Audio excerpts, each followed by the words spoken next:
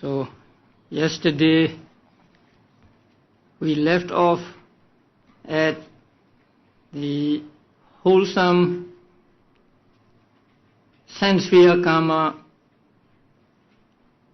divided into 2 roots and 3 roots, and also divided into superior grade and inferior grade.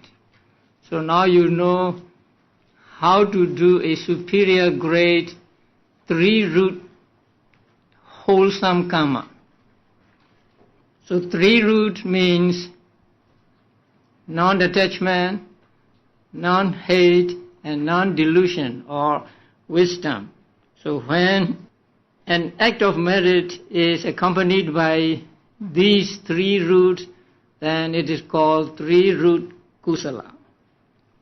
And if it is accompanied by only 2 first roots, non-attachment and non-hate, and without knowledge or non-delusion, it is called 2 root kusala. And 3 root kusala can be of superior grade and inferior grade. So superior grade means preceded by and followed by kusala moments. And inferior grade means not preceded by and not followed by kusala moments. So we have 4 kinds of karmas now. 3 root superior, 3 root inferior, 2 root superior, and 2 root inferior. As to the results, there are 3 root results, 2 root results, and no root or rootless results. By way of consciousness, 3 root results are these 2.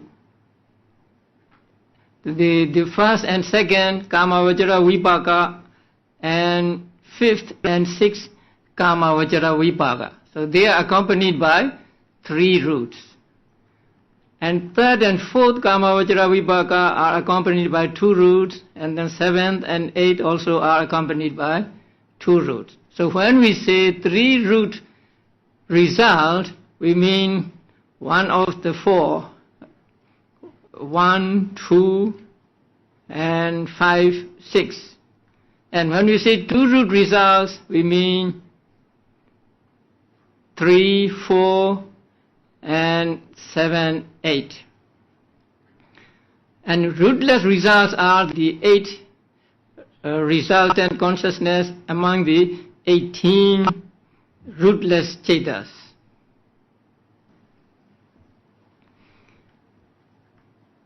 That is with regard to karma vajra kusala. In the rupa vajra, arupa vajra, and supramundane, the results are all 3 root results. There are no 2 root results in the rupa vajra or arupa vajra or the supramundane. So they are all 3 root consciousness accompanied by 3 roots.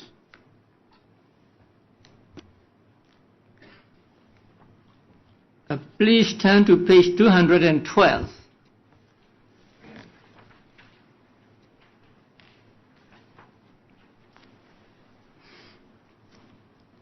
This is a diagram for understanding the passages we just went through.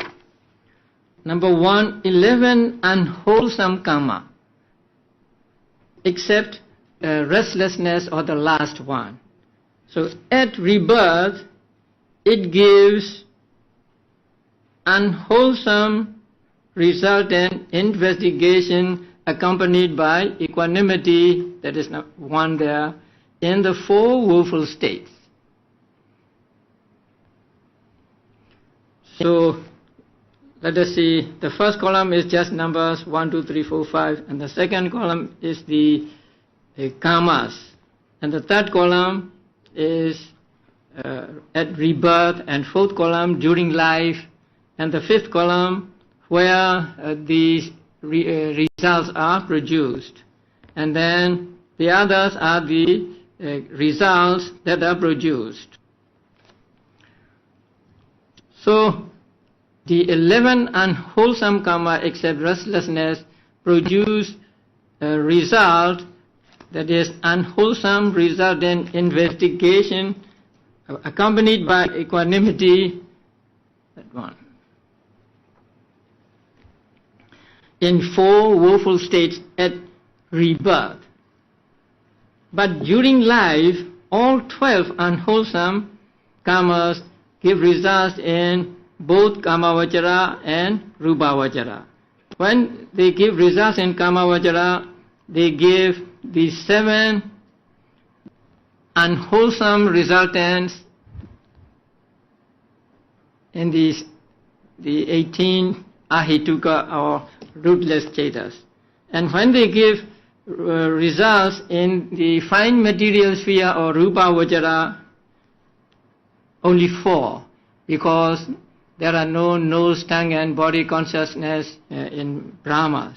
So all 12 unwholesome karmas give results, these 4 types of consciousness among the results of unwholesome karma in the 18 ahituka chetas.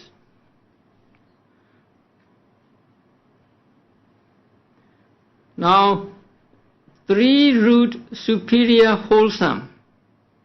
Now 3-root superior wholesome give results at rebirth in the 7 blissful kamavachara. That means the human beings and 6 celestial realms. So in those 7, it gives a result. Only 4. Great resultants associated with knowledge. That means 1, 2, and 5, 6 of the kamavachara vipaka. 1, 2, and 5, 6. And during lifetime, in all 11 realms of kamavachara, they give 8 resultant consciousness as results. So these 8 are, let's say first these from the ahituka and from the kamavachara. So altogether they produce 16 resultant consciousness in 11 kamavachara realms, and in fine material realms only 5. And 8 and 13 you have to strike out. It's a mistake. So instead of 13, please enter 5.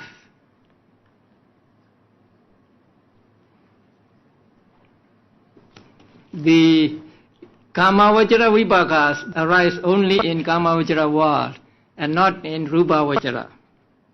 So for fine material sphere, all 15 fine material sphere during life, the 3-root superior wholesome karma produces 5 resultant consciousness.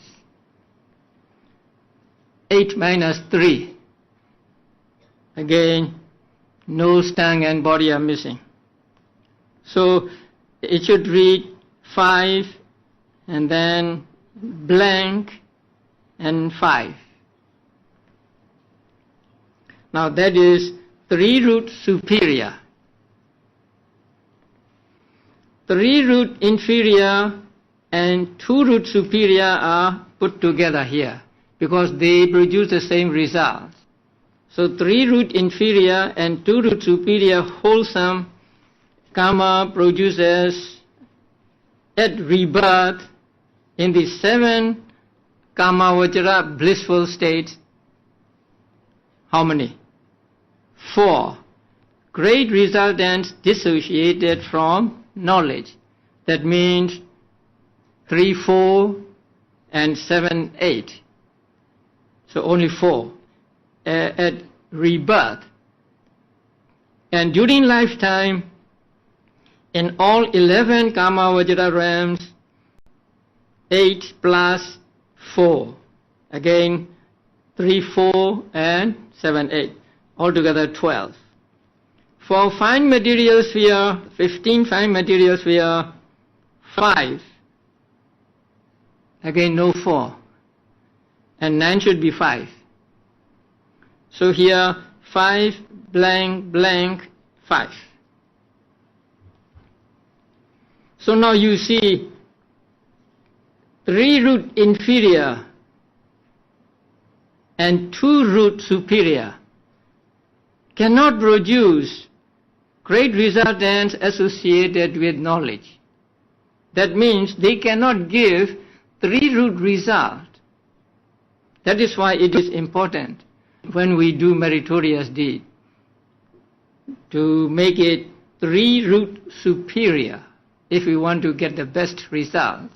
Even 3 root inferior cannot produce 3 root results. So 3 root inferior and 2 root superior produce only 2 root results. Now, great resultant dissociated with knowledge means 2 root results. Great resultant associated with knowledge, 3 root results.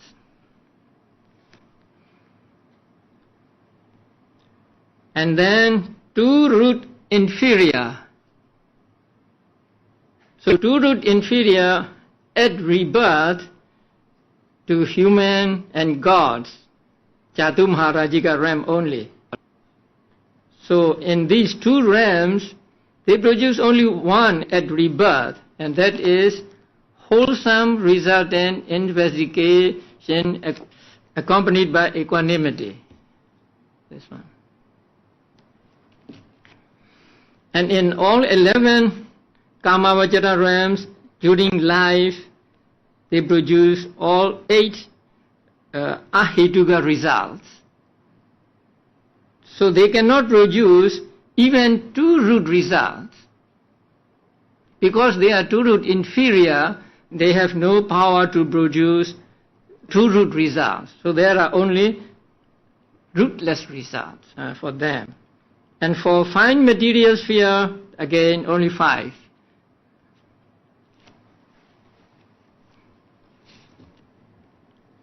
Now there is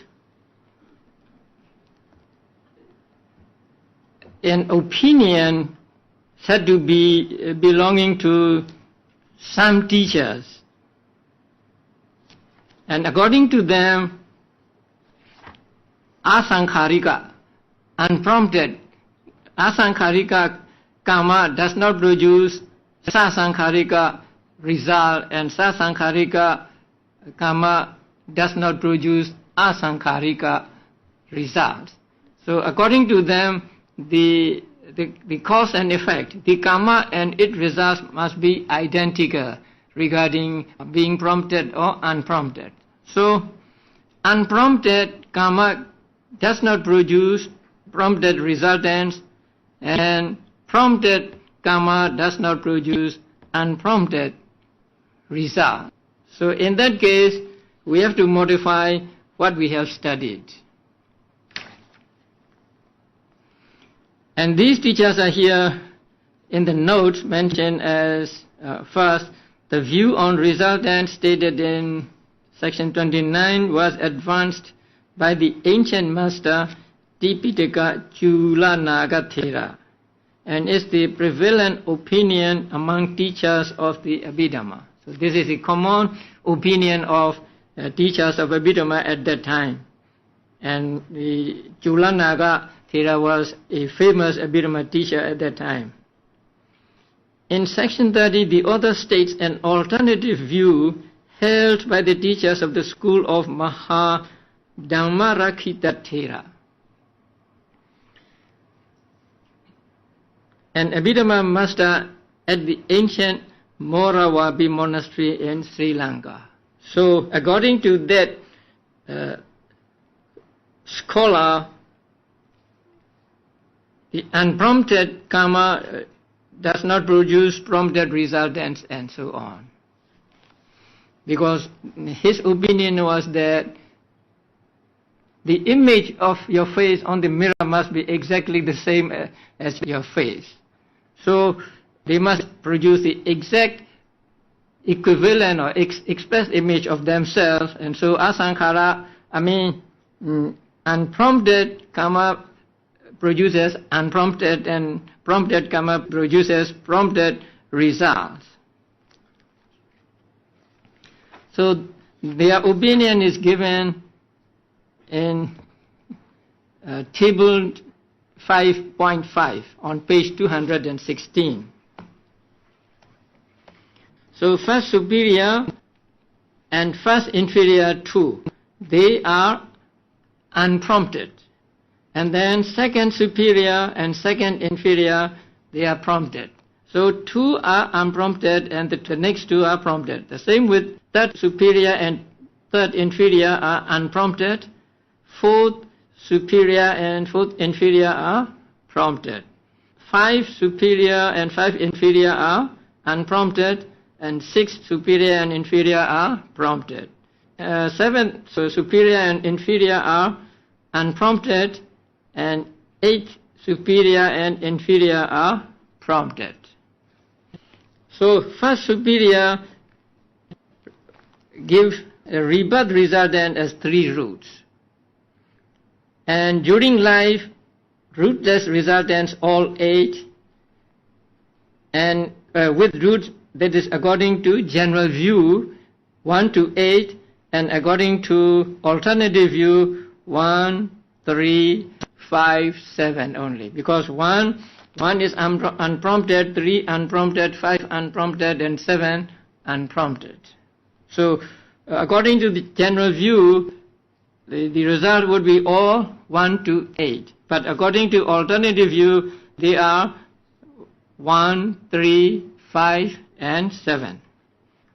And for the first inferior, that is 3-root inferior karma actually, but it gives rebirth resultants as 2 roots. It cannot give 3 roots. And then during life, all 8. And because it does not give 3 root, according to general view, they are 3, 4, 7, and 8. According to alternative view, they are just 3 and 7. So second Cheda, when it is superior, it gives results as 3 roots.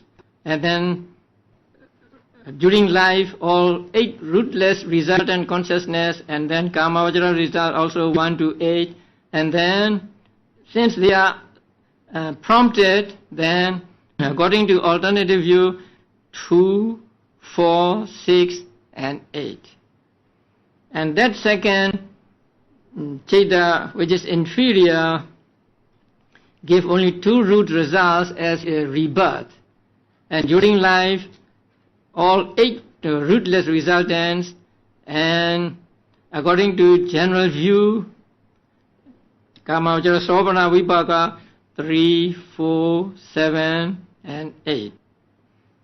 And according to alternative view, only 4 and 8 are prompted. And then the third Cheda, when it is superior and unprompted, because it is 2-root superior karma.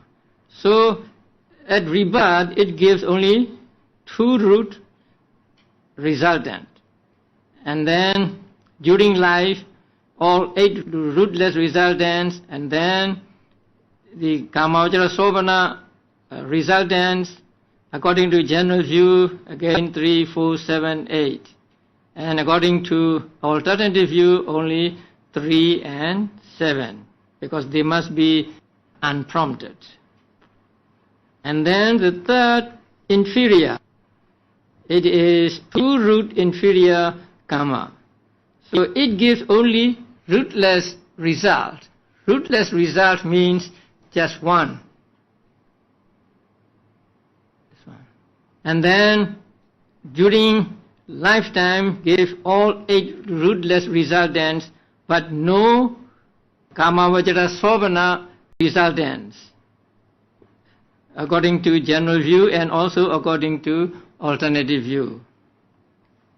And then the fourth jeta is two root, right? So two roots superior, and it is prompted.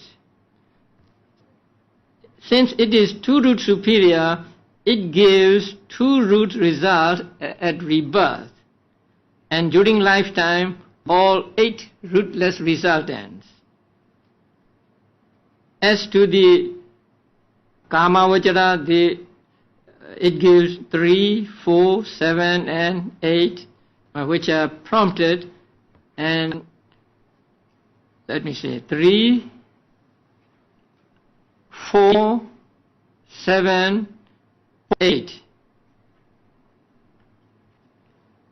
According to the alternative view, they are only 4 and 8, because 4 and 8 are prompted and 3 and 7 are unprompted. According to the general view, all 4 are produced, but according to alternative view, only 4 and 8 are produced. And then the fourth inferior, it is 2 root inferior, prompted. So it gives only rootless rebirth. And during lifetime, all 8 rootless resultants, but none of these Kamavajara Sobhana resultants during life. And then the fifth jeta, superior. Now fifth jeta is 2 root or 3 root? Fifth jeta.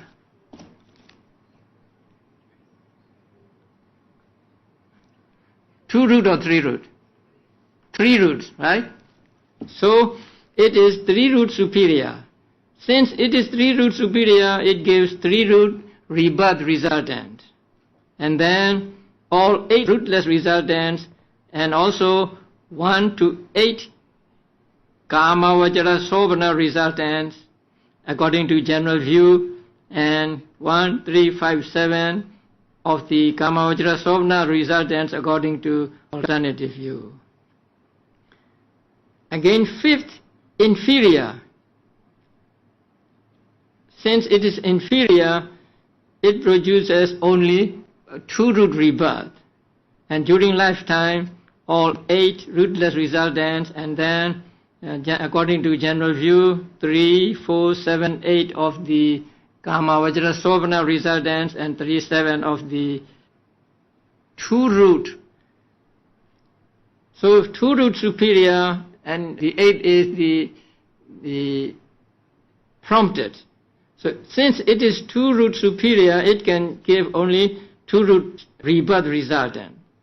And then during lifetime, all 8 rootless resultants, and then 3, 4, 7, 8 of Kamavajara Sobhana resultant according to general view, and 4, 8 of the Kamavajara resultant according to alternative view. Now the last one, 8, again, now it is inferior. Since it is 2 root inferior, it cannot give 2 root results, so it gives only rootless rebirth resultant. And during lifetime, it gives only 8 rootless resultants and none of the Kamavajara Sobhana resultants.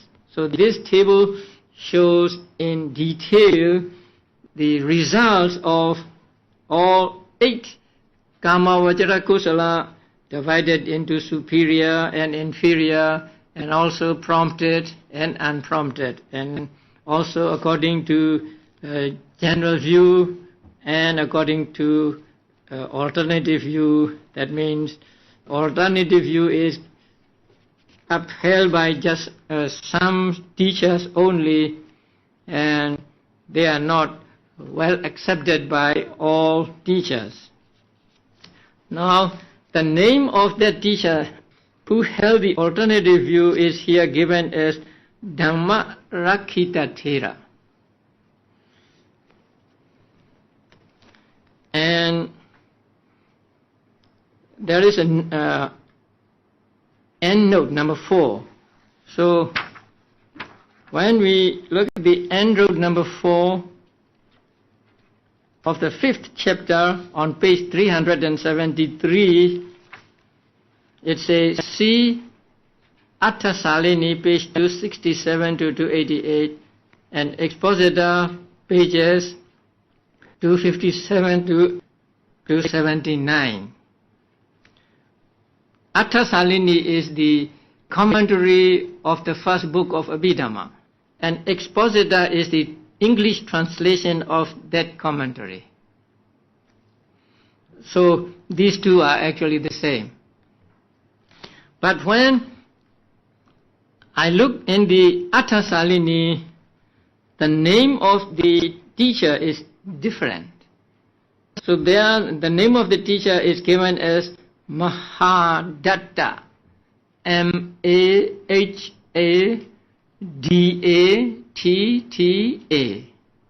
not Dhammarakkhita. But the name Dhammarakkhita is given in the commentary to this manual. So the commentary to this manual gave the name Dhammarakkhita of the teacher who held this alternate view, but in the original, let us say original, in the commentary to the first book of Abhidhamma, that commentary was written by the Venerable Buddhaghosa. So in that book, the name of the teacher was given as Mahadatta. And so we must take name Mahadatta to be the correct name.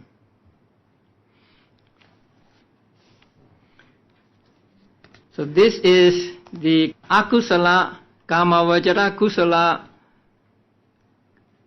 karma, and the results they give both at rebirth and during life. Now we come to the results of fine material sphere, rupa vajara kusala.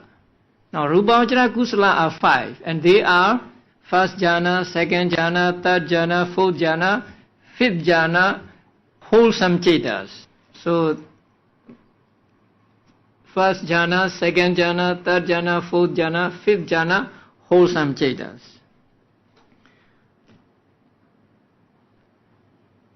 When first jhana is developed to a limited degree, then the beings are reborn into the Brahma's retinue.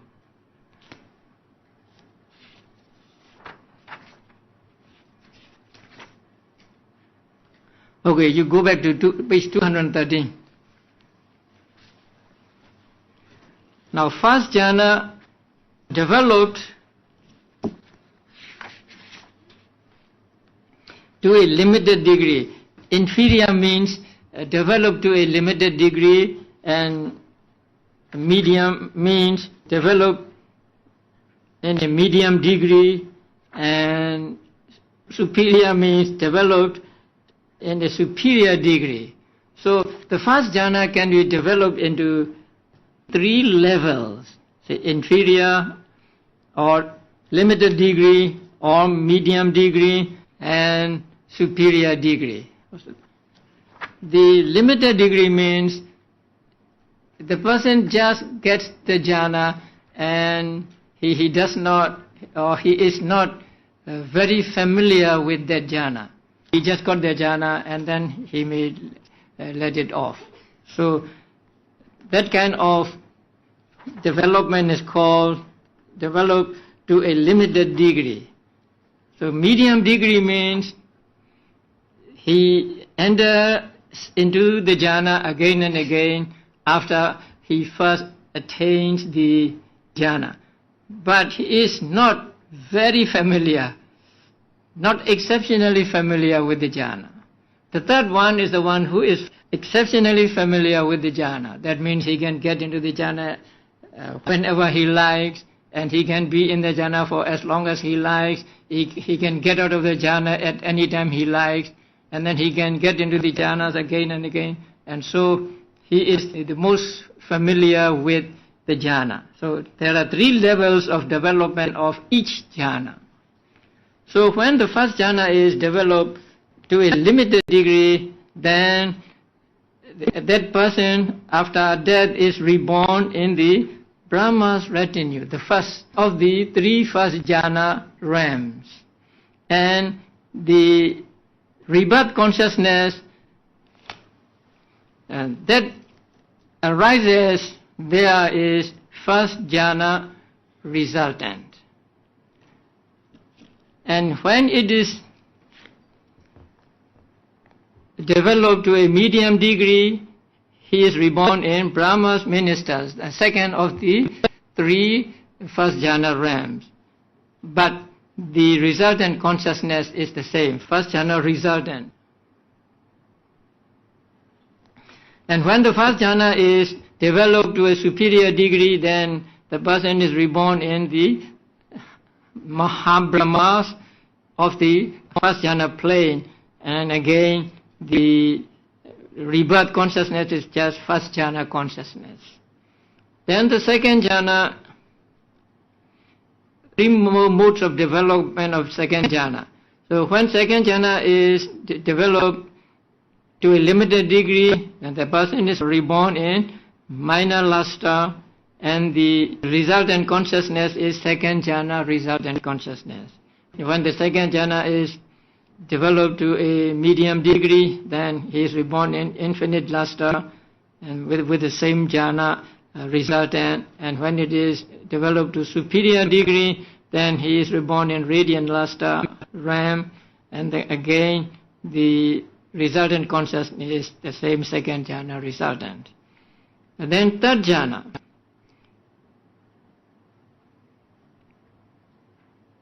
When it is developed to a limited degree, then the person is reborn in the minor lustre, and the result is third jhana resultant.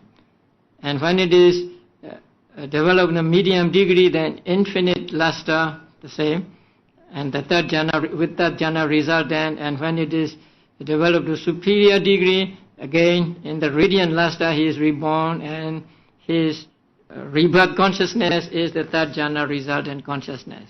Now, as you know, there are 5 jhanas, but the planes are only 4. Second and third we take as one here, and so whether the second jhana or it is third jhana, when it is developed to a limited degree, then the person is reborn in minor lustre and so on. Then the fourth jhana, when it is developed to a limited degree, then the person is born in minor aura, and the rebirth consciousness is fourth jhana resultant. And when it is developed to a medium degree, then rebirth in infinite aura, and again the fourth jhana resultant consciousness is the rebirth consciousness. And when it is developed to a superior degree, then a person is reborn in steady aura and with fourth jhana resultant consciousness as rebirth consciousness. Now, fifth jhana, when it is developed in a normal way, then a person is reborn in great reward, and his rebirth consciousness is fifth jhana resultant consciousness. When this fifth jhana is developed to arouse dispassion for perception, then that person is reborn in the realm of non-percipient beings. That means no mind beings, mindless beings. And so for him there is no rebirth consciousness. Since there is no consciousness in that realm, there is no rebirth consciousness. And since there is no rebirth consciousness, there is no bhavanga and no death consciousness. And then fifth jhana of non-returner. So non-returner means anagami. So when an anagami attains a fifth jhana, then he will be reborn after his death in the pure abodes. How many pure abodes are there? 5. In one of the pure abodes he will be reborn, and his rebirth consciousness is fifth jhana, resultant consciousness. Then number 13, base of infinite space. That means the first arupavachara jhana. So persons who attain the first arupavachara jhana are reborn in the first arupavachara realm, having the same name, infinite space, akasananjayatana. And their rebirth consciousness is first immaterial sphere resultant. So this is the first immaterial kusala. And persons who get this jhana will be reborn in the first arupavachara realm. His rebirth consciousness will be the first arupavachara resultant, which is called infinite space. The base of infinite consciousness, that is the second arupavachara jhana.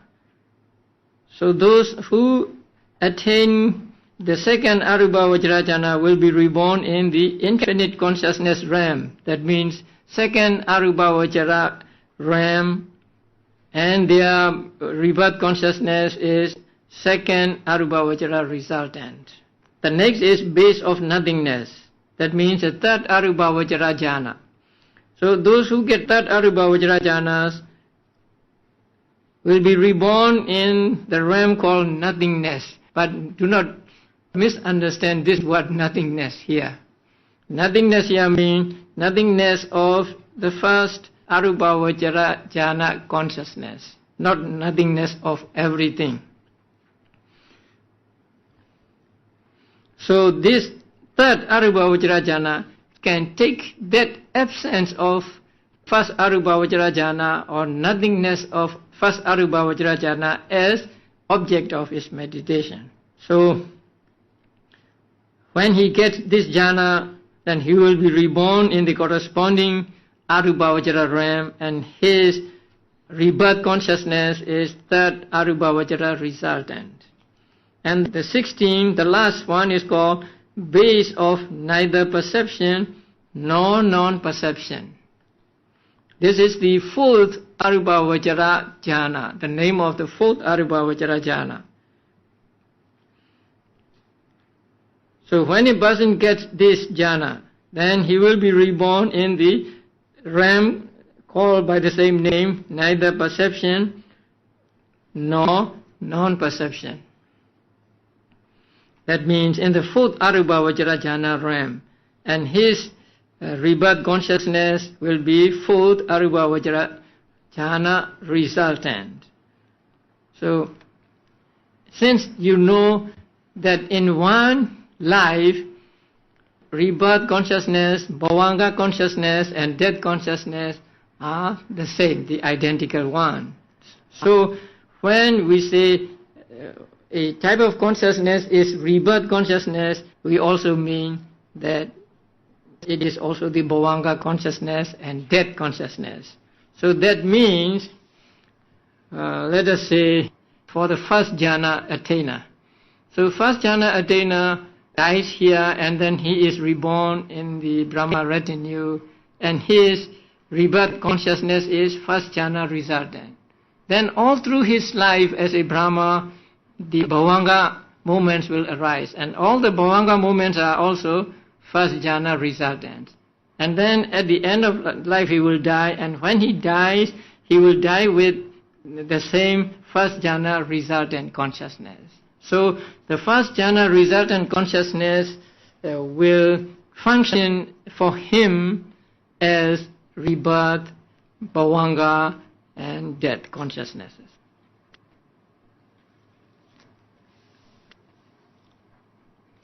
So the Mahagata Kusala, you know the Mahagata, right? Is there Mahagata there? Yeah. So Mahagata means Rupavachara and Arupavachara. So the conclusion in the manual says, thus sublime merit, that means Mahagata Kusala, determined according to planes, produces similar results, both at rebirth linking and in the course of existence. Now, the difference between Kamavajra Kusala and Mahagata Kusala is that Kamavajra Kusala gives both similar and dissimilar results. So Kamavajra Kusala 8 produce these 8 Kamavajra Vipakas and also these 8 Ahituka Vipakas. So they have both similar and dissimilar results. But the Mahagata Kusala, Rupavajra Kusala and Arupavajra Kusala, they have the identical results. So first jhana Kusala producing first jhana Vipaka and so on. So the sublime merit of Mahagata Kusala produces similar results both at rebirth and in the course of existence until the moment of death. So this is the karma and its results. Now you know which karma produces which result. And so it teaches you that if you want a particular result, then you must acquire the particular karma that will give that as result. So if you want to be reborn as 3-root person, then you have to do a 3-root superior kusala, no 3-root inferior or 2-root. That is why it is important that whenever we do merit, we must do it with seriousness. And we must think about the law of karma, and also we must see to it that it is preceded by and followed by kusala movements. So when we take care of that, then we can be sure that we will be reborn as 3-root beings in our future lives. Whatever merit you do, you should do with this in mind. You should do it with seriousness and with understanding of the karma and its results and so on. So when you do it this way, even a small act of merit can give you abundant results. It is said in the books that just by offering a single flower to the Buddha, one will not be reborn in woeful states for millions of lives. So that is possible because when you offer a flower, it takes some time. As you know, in 1 second there can be billions of thought movements, and so there are billions of chetanas or billions of volitions arising, and these volitions each give the rebirth result. And so we can accept that just by offering a flower to the Buddha, the abundant results can be produced. So in order to make our kusala productive of abundant results, productive of high-class results, then we need to do the kusala to become a high-class kusala.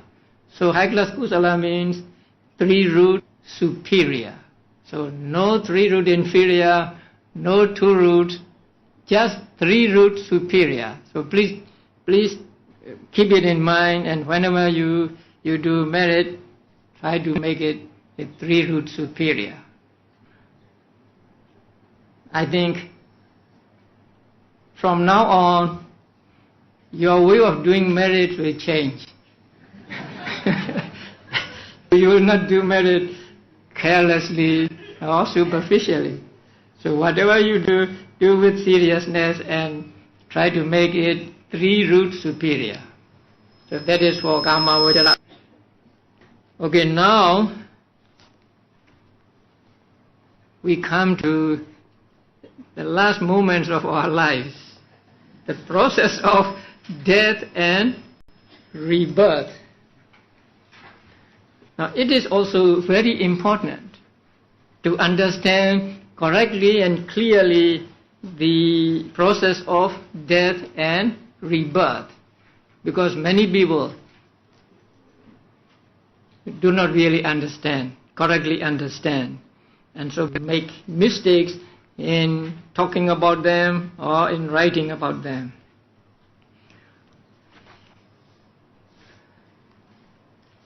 First, the manual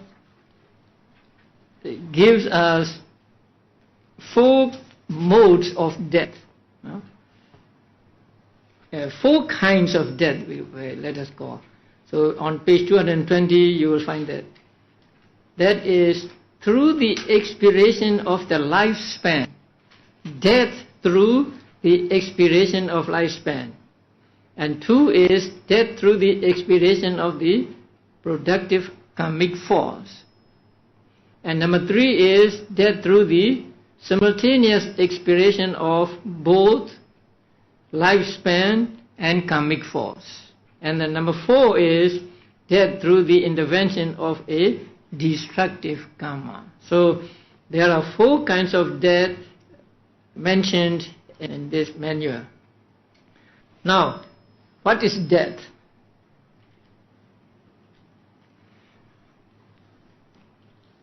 Normally we understand death is end of one life.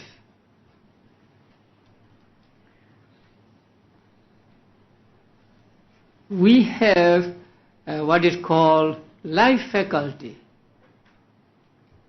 There are 2 kinds of life faculty, mental and physical. So both are working in our body and mind when we are alive. So when we die, they disappear, they cease.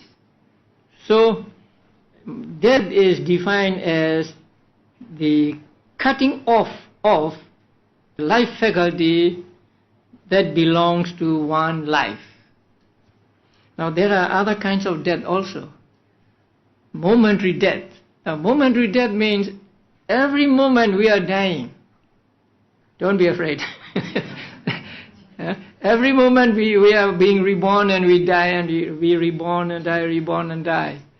So that is called momentary death. But here we don't mean momentary death, but we mean death according to convention. That means the end of one life. The cutting off of the life faculty that belong to one life. So the end of one life is called death for the purpose here. And so there are 4 kinds of death, and one kind of death is through the expiration of the lifespan. Now you have studied the lifespan of different realms. For human beings there is no age limit, but for devas and brahmas there is lifespan. So when a person dies at the end of lifespan, then he is said to die through the expiration of lifespan.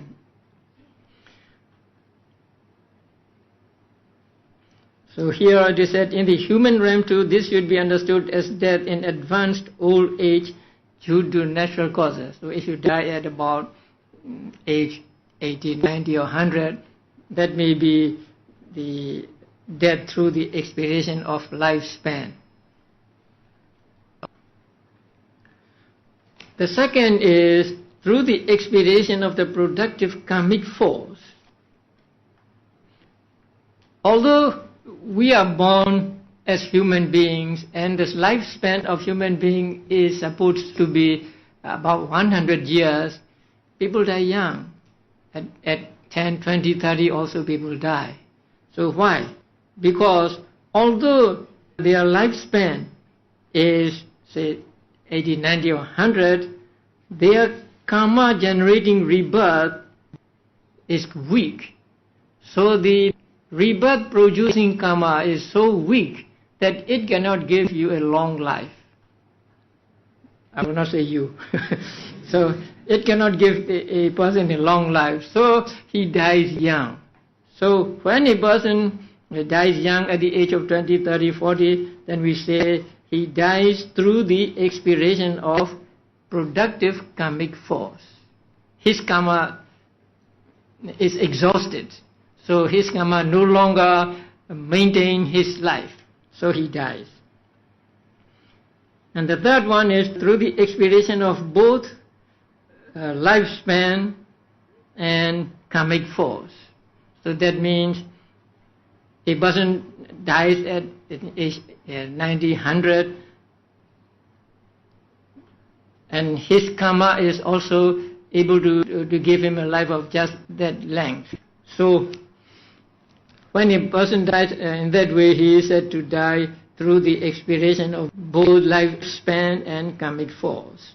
Now there is one more mode of death, and that is through the intervention of a destructive karma, through accident. This is a term for the death that occurs when a powerful destructive karma cuts off the force of the rebirth generating karma even before the expiration of lifespan. So some people die before the expiration of lifespan, some sudden death. So they are said to die through the intervention of a destructive karma.